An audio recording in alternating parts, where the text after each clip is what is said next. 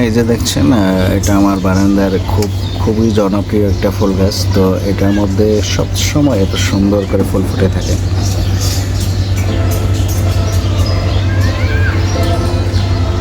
আমি প্রায় সময় আপনাদেরকে গাছটা দেখানোর চেষ্টা করি, কারণ হচ্ছে এটা আমার খুবই ভালো একটা পছন্দের ফুল। আর এই গাছটা এত প্রচুর পরিমাণ ফুল দেয়, যেটা আপনি দেখলে অবাক হয়ে যাবেন। সবসময় এটাতে ফুল জ্বলে থাকে, একটা জ্বরছে তো একটা ফুটছে, একটা ফুটছে তো একটা জ্বরছে, এইভাবেই চলতেছে। এই জন্য এটাকে আমি আমার বারান্দার জনপ্রিয় ফুল হিসাবে রেখেছি। আর এখানে গোলাপ গাছটা আমি কেটে দিয়েছি অলরেডি, এগুলো গোলাপ ধরা শেষ, তো এখন আমি কেটে দিয়েছি। দেখতে পাচ্ছেন এটাতে ফুল ধরা শেষ হওয়ার কারণে আমি এগুলা খুব ছোট করে আগাগুলা কেটে দিয়েছি। কারণ হচ্ছে কাটার উদ্দেশ্য হচ্ছে এই যে এগুলো আবার নতুন করে কলি ছাড়ছে গাছের, একটা শুকোতেছে হয়ে গেছে। যাই হোক, আর এই গাছটা আমি আপনাদেরকে আগে দেখিয়েছিলাম, এটাতে প্রচুর পরিমাণ ফুল ফোটে। আর এগুলো ফুলগুলো খুবই সুন্দর হয়। এখানেও রয়েছে একটা, খুবই সুন্দর লাগছে ফুলগুলো যখন ফুটে থাকে, খুবই সুন্দর লাগে। আর এই বেলি গাছটাও আমি খুব যত্ন করে রাখি। বেলি গাছটা এগুলো কেটে দিয়েছি, কারণ হচ্ছে এখন ফুল ফোটা শেষ, নতুন করে আবার কুড়ি ছাড়বে, যার জন্য আমি কেটে দিয়েছি। এটাতে অলরেডি একটা ছেড়েছে কুড়ি, একটা ফুলের ফুলে আসছে। এই যে দেখছেন, যতটাই কুড়ি ছাড়ে নতুন করে সবগুলোতে ফুল ফোটে। তো এই জন্য দেখতে খুবই ভালো লাগে এগুলো। তারপরে এখানে যে গোলাপ গাছটা রয়েছে, এটা হচ্ছে আপনার কী বলে, এটাকে হাজারি গোলাপ বলা হয়। এটাকে দেখুন কেটে দিয়েছিলাম আমি, ডালগুলা কেটে দিয়েছিলাম।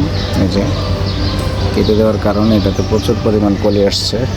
এই যে অনেকগুলো ফুলের কলি আসছে এগুলোতে। তো কেটে মাঝে মধ্যে গাছগুলো কেটে দিলে না, খুব সুন্দর করে ফুল ফুটে, কলি ছাড়ে। আর এটাও প্রায় সব সময়ই এটাতে ফুল আস্তে আস্তে করে ফুটতেই থাকে। আর সবচেয়ে মজার বিষয় হচ্ছে এই গাছটা, এটা এতটাই ফুলের সুগন্ধ ছড়ায় রাত্রে।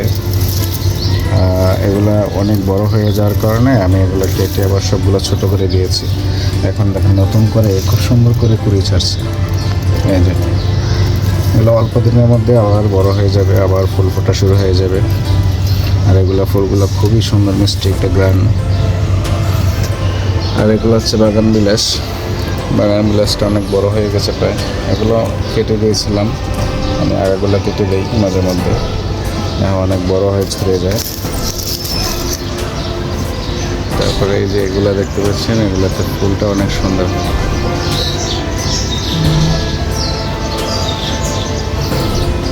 এগুলো খুবই সুন্দর লাগে আসলে, নিজের মতো করে সাজিয়ে রাখলে অনেকটাই সুন্দর হয়। আমি এগুলোতে খুব ভালো একটা যত্ন করে রাখতে পারি না, যার জন্য হয়তো বা ততটা সুন্দর হচ্ছে না।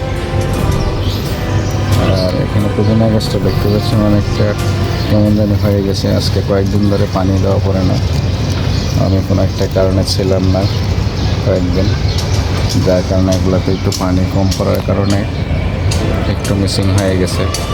তো আর একটা মজার ইন্টারেস্টিং বিষয় হচ্ছে, আমি আপনাদেরকে দেখাবো, আমার একটা প্রিয় মরিচের চারা আছে, অনেক বড় হয়ে গেছে। আমি আপনাদেরকে ওইটা দেখা, এটা হচ্ছে আমার বাসার বারান্দার পাশের অংশ। আমি দেখতে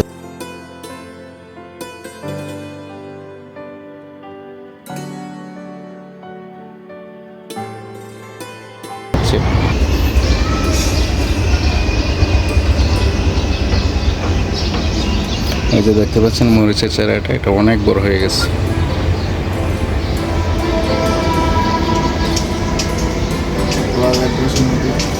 অনেক বড় হয়ে গেছে, কিন্তু এটাতে একটা বয়সে হচ্ছে মরিচগুলো টিকতেছে না।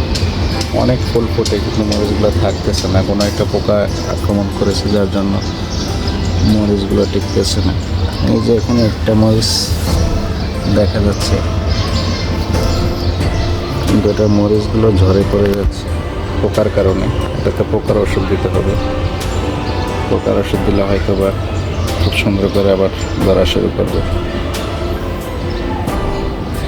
তাছাড়া এগুলো খুব সুন্দর করে খুব সুন্দর আকারে হচ্ছে। আমি অবশ্যই এগুলো রাখতে ইচ্ছুক না, তবে কিছুদিনের মধ্যে এগুলো আবার চেঞ্জ করে দেব। তো এই পর্যন্তই, সবাই ভালো থাকেন, সুস্থ থাকেন, আল্লাহ হাফেজ।